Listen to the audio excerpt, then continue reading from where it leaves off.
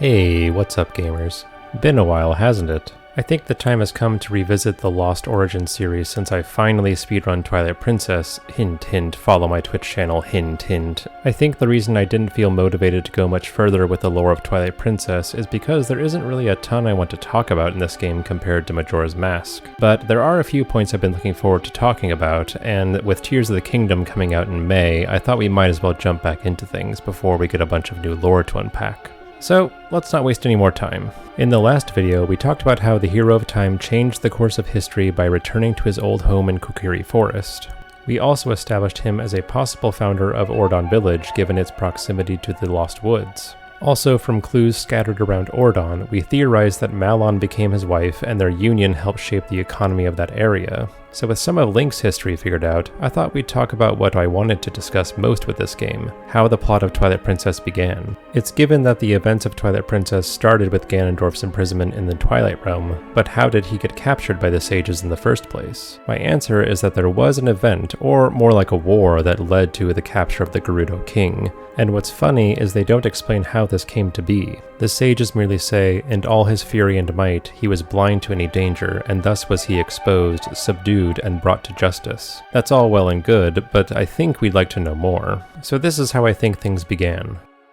First, we have the Hero of Time's return to the past and his adventure in Termina. You'll recall that the first thing Link did after returning to his timeline was warn Zelda about their failure to stop Ganondorf in the past. This one action must have had a huge effect on the political landscape of Hyrule. We can be sure that before Link returned, Zelda had likely spoken to her father about her troubled dreams. With new knowledge of a potential future where Ganondorf destroys Hyrule, however, I would imagine that she would double her efforts to convince the king that Ganondorf sought the Triforce. From the events that followed, I'm guessing her story was more convincing this time, and I think I know why. The king would know well the history of demise and his threat to rise again. Hearing a tale of a demon king casting Hyrule into shadow would be all he needs to hear. What's more, the fact that the goddess's chosen hero had returned to defeat him would be another sign that dark times were upon them. However it came to be, the most miraculous thing of all is that I believe the king listened to Zelda. Thus Ganondorf was banished from the kingdom, and what followed was an event I call the Forgotten War of Hyrule.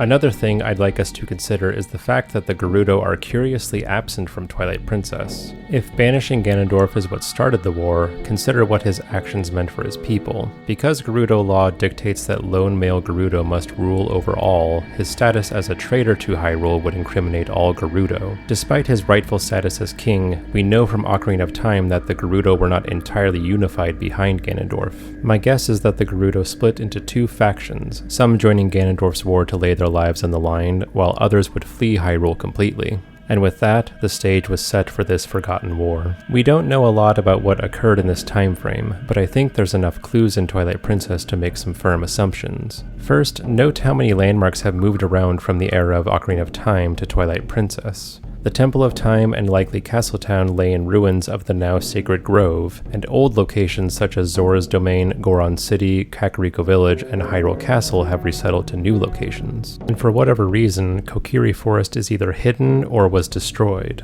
I think the reason for these resettlements is that each of these places suffered devastating assaults, and my guess is the Temple of Time was the first to be attacked. I say this because we need to conceive of some scenario in which Ganondorf pushes Hyrule to the brink of destruction, and there's only one way I can see him pulling off this feat. He used the Triforce of Power.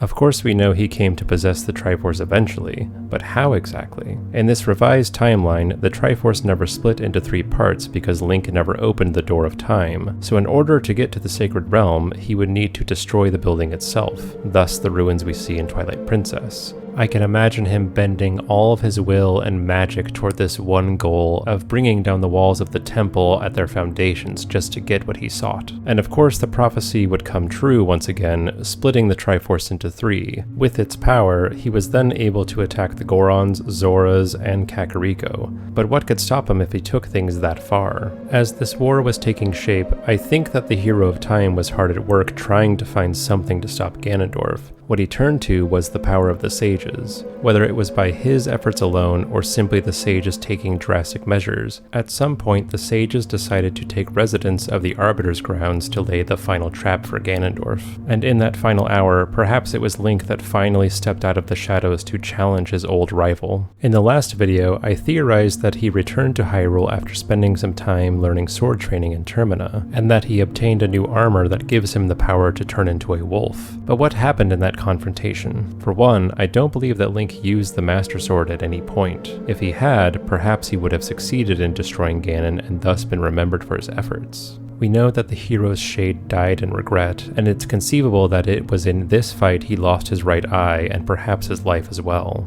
But it wasn't all for naught. In his weakened state, the sages were able to capture Ganondorf and put him on trial. Obviously we know what happened after that, but what else is there to say about this game?